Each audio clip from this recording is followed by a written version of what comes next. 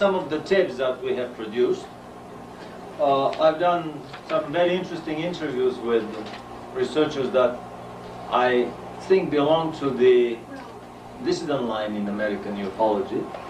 We even organized the American Academy of Dissident Sciences with Al Bielek to try to spread around all these scientific discoveries that have been suppressed by the Illuminati for more than a century.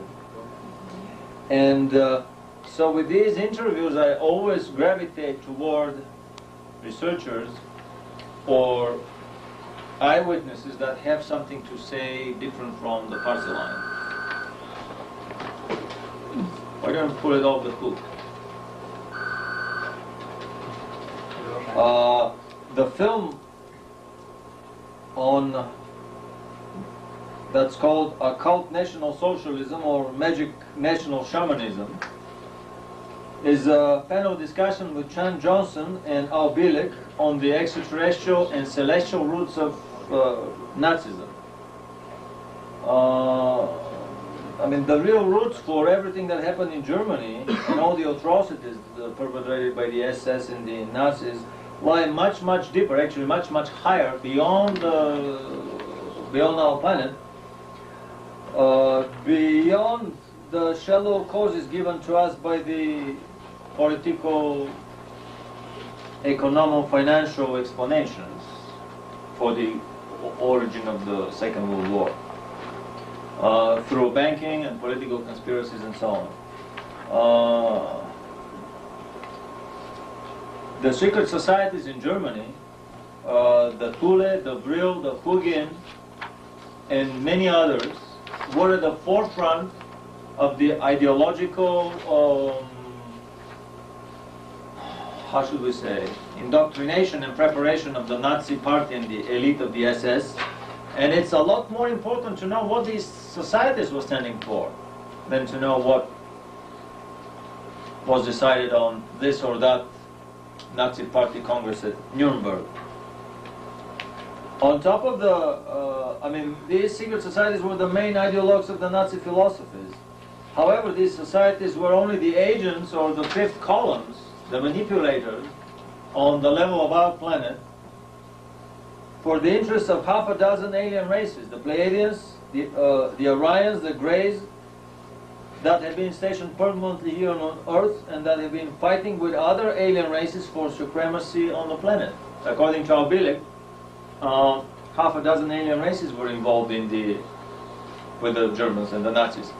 Pleiadians joined in to help because they were worried that their Aryan seed on the planet would get wiped if the Germans get too much beaten during the war. So that's why they joined in with their technology. So did the Orions, so did the little Greys and so on. According to the tape, a lot of concentration camp inmates, I mean, they wanted people to, according to Al Bielek, the little Greys wanted people to abduct and experiment on, and Hitler said, you can't touch the Germans here, but take as many as you want from the concentration camps. So a lot of the missing persons from the camps may have ended elsewhere.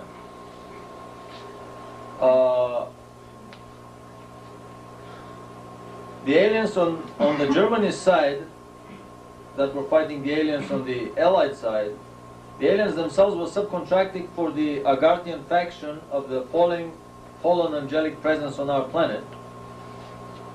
That Agarthian faction was fighting with the Shambhala faction of possibly this same fallen angelic presence on the planet.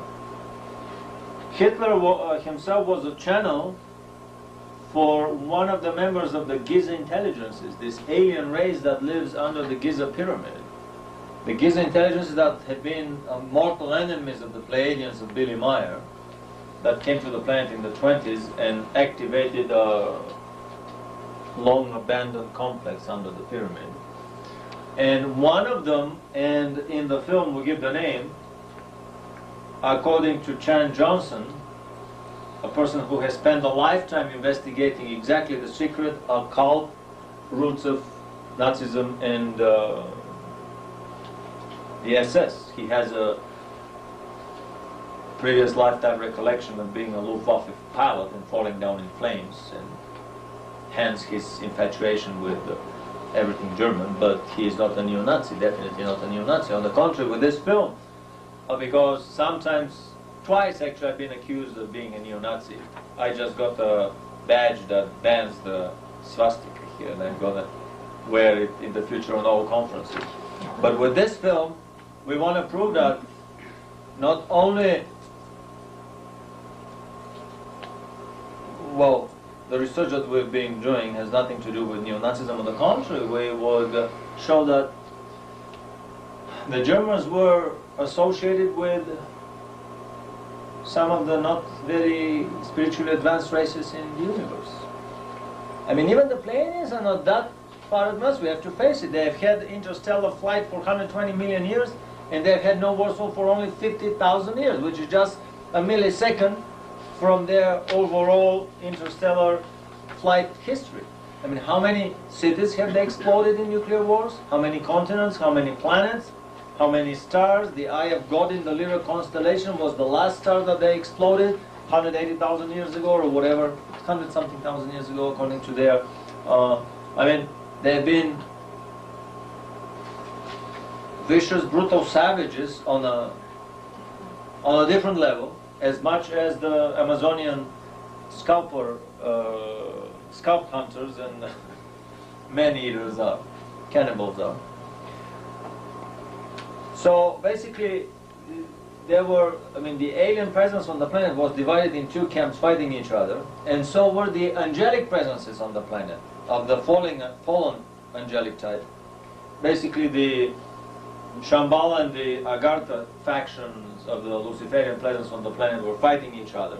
But that's how the Luciferian universe operates. They always, the left Luciferian hand battles with the right Luciferian hand for the further continuation and furtherance of the illuminated Luciferian ideals. You're talking about our planet? And quite many others.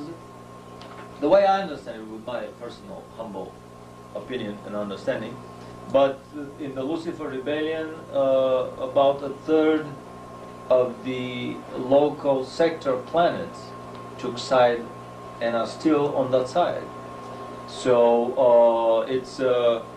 we're talking about several hundred planets in the nearby chunk of our galaxy that took side in the Lucifer Rebellion. According to the Ranch book, I've never been on these planets. I have no personal information. So Hitler himself was a channel. He was a trance channel, because at the end of his speeches he would fall down unconscious. And he had to be carried out of the auditorium. He had nightly visitations, he had ghosts, and so on. I mean, some of these intelligence have been in face-to-face contact with him. In this tape also we talk about the Nazi and the SS elites' exercises in shamanism, witchcraft, and Satanism. The Eagle's Nest Villa had all kinds of drawings on the walls, and the most horrific combination of, how should I call it, sexual and satanic and other aberrational art that one can imagine. A lot of the Nazi involvement with black magic, with Satanism, with shamanism surfaced on the Nuremberg trials, but not a line was put on in the public record. National Socialism, together with communism, fascism, and the in fashion these days, let's call it the New World Orderism, are but the different faces of the same old wolf of the global Illuminism. Trying to accuse somebody of being a neo-Nazi is a very funny word, because what is a Nazi? I mean, the Nazi is the different size of the multifaceted coin that has communism on the other side, that has Illuminism, that has fascism, that has basically the brave New World Order boys. They create just about every ism there is, actually. Exactly. This is exactly my point, and I'll talk at length about all the isms that were created. So this is once more the tape that's called Occult National Shamanism, or Magic National Socialism. Then we have another very interesting tape, which is the German viewpoint on the British crop circle, the tape that was produced by Michael Hasseman. In my opinion, this is the best documentary so far about the crop circles. I think I am out of that tape, but if you give me a, what is it called, a rent check, I'll send it in the mail 2 days from now. I just bought some new dubbing decks at home. The film shows a mini disc, an observational orb that zigzags and hovers around the body of a moving Concorde on its maiden flight. Shot that was taken from a chaser plane nearby. And you would see the orb coming down from under the Concorde plane, coming here, up and down, then moving along the windows, peering through the windows. This is at supersonic speed, and then disappearing away. It also shows an observation orb going between the legs of the Apollo module, the Spider, standing on the lunar surface. Probably the saucer boys of the secret government were checking on their lesser developed brothers, the rocket boys, how well they have just landed on the lunar surface. There's also, yeah, the footage of the, are these all the, and of course they have a lot of footage on the crop circle, probably the best film that I've seen so far. Then we produced a very interesting new film, The Hollow Earth, or a Nazi, in brackets Illuminati to be exact, underground South Polar city of 2 million people called the New Berlin. Free-energy saucer dreadnoughts in low-level demo flights over testing grounds in Germany, 1942-45. ID numbers, insignia, and the pilot's head are clearly visible through the perspex cupola. Panzer turrets and naval artillery turrets were suspended upside down on the underbelly of these craft. Some of them were dreadnought size, and we would see them soon in the presentation. These drawings are actual photographs? Photographs. These are all photographs. Also in that film they talk about German World War II space flights with the exo-atmospheric craft, half a dozen craft to the moon, Mars and beyond.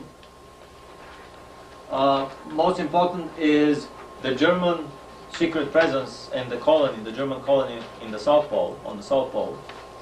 Admiral Byrd's expedition in 46-47 to fight the Germans, their unsuccessful expedition. He was beaten back in about 2 weeks, lost most of his planes and retreated in disgrace. And subsequent recent rumors that we've heard about an underground city that is 2 million people strong. The tall, blonde, blue-eyed, Nordic type guys that a lot of contactees have seen behind the scenes in a little gray abduction scenario may be nothing more than the new Supermensch Germans that were genetically engineered by themselves and the other alien and celestial presences on the planet from the South Pole, doing a much broader scale experiments on the whole of the American population. They did these experiments in private labs late last and early this century, in private Illuminati labs. Then they did them in a broader scale in the German concentration camps. I'll be talking about hybrids between humans and animals that the Germans did in the camps, living, walking, breeding hybrids. They were, 50 years ago, they were that advanced. Then, in the late 40s, early 50s, in the South Polar colony, then they did this experiment in a much broader scale, to the point that now they have engineered themselves so much that they live a lot longer than we do. They have bigger capacities, whatever, brain capacity and so on. The question is, how far advanced is their moral development and their spiritual development? This is probably the prototype that the New World Order and the Illuminati would like to impose on us in the future. So now they are repeating the experiment at a high level here in the American society with the little gray abductions. That's my feeling. So this is a very interesting film on the German South Polar presence and on their advanced anti-gravity craft. Then of course we have several other films here. One is the terrestrial component of the alien presence, or 1 century of secret Illuminati projects laundered to the public as the new and ultimate threat, the alien threat. For 1 century or more, the Illuminati super black R&D projects in anti-gravity, space flights, mind control, and human genetic engineering have been very conveniently covered up behind real alien visitations. And the little grays are a good candidate for the cyborgian or biological robot Igors of the underground gulago of government Frankensteinian factories, where genetic research on humans goes full blast, including hybrids with animals. What the Germans did 50 years ago in the concentration camps is done on a much greater scale in the underground cities here. We have another film that is it's upcoming, Free Energy, the Illuminati Anathema. And in that film we would compare German free energy dreadnoughts of World War II that reached the moon and Mars without using a drop of fuel with the Illuminati manufactured Element 115 saucer of Bob Lazar, the gas-guzzling saucer of Bob Lazar that uses an incredibly expensive fuel. The Illuminati and the bankers make sure that in the next and the other centuries to come, of all the other available free energy saucer drives in the universe, they would choose the very few ones that have expensive fuel. And what a more expensive fuel than an Element 115 fuel that is not even found on this planet and has to be brought from far away. In this way they assure you that if you want to drive a saucer, basically you have to give them all your pay for a lifetime in order to be given the privilege to have a private Element 115 driven saucer. At a time when the Germans went to the moon on free energy 50 years ago, and Tesla had a free energy car 80 years ago that ran for 3 years without any problem. John Keely created a free energy 250 horsepower locomotive in the 1860s, 1870s that was pulling trains, and many other free energy devices. The Illuminati reached the moon in the 1890s with free energy, I suspect. The drive for their gyroscopic anti-gravity drive in that shell that was fired from the cannon. Then we have another tape about the famous footage, the shuttle footage of these magical ice crystals that, according to NASA, were nothing more than ice crystals. And in that film we would make the analogy between the magical bullet and the magical ice crystals, the cousins of the magical bullet. The government spin controllers rely on magic when they have to explain things like the Kennedy assassination or the secret alien presence in orbit. And in the film we explore the possibility whether these are these really aliens shooting it out at our doorsteps, or are these alien ships being fired upon by the US government's ground-based Star Wars Black Project developed beam weapons, or is it again a cleverly staged and orchestrated smokescreen involving several US government produced saucers conveniently shooting quote, quote, at each other in bright view from the shuttle window, just in time for the next congressional hearings or on Star Wars budget appropriations. Then we have a brilliant tape with Helga Morrow, the organizer of this conference here in Sedona, about the life story of her father, Professor Kuipers, Professor Dr. Kuipers. About the fact that he went to the moon, to the inside of the moon, to Mars and to the inside of Mars with Philadelphia project type teleportation technology that was developed by the American government almost half a century ago. It's an incredible tape for anyone who is seriously interested into the Philadelphia project and the teleportation developments on the planet. Then we have two interviews with Al Bielek, the third and the second underground interviews.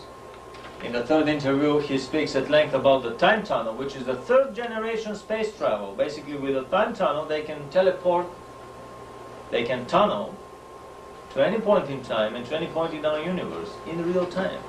With teleportation, they can do that from planet to planet, maybe to the nearest star, to the few nearest stars, provided they have a receiver station on the other end. Or without a receiver station, probably between the planets in our solar system, or from an orbiting ship to the surface of the planet. It doesn't work as far as the time tunnel does. So, on top of developing the Star Trek nuclear-powered craft that were built by the Rockefeller Foundations and some other private foundations on this planet, the next generation transportation that the Illuminati have ready up their sleeve, when in the future they would announce the nuclear-powered craft to the population. They will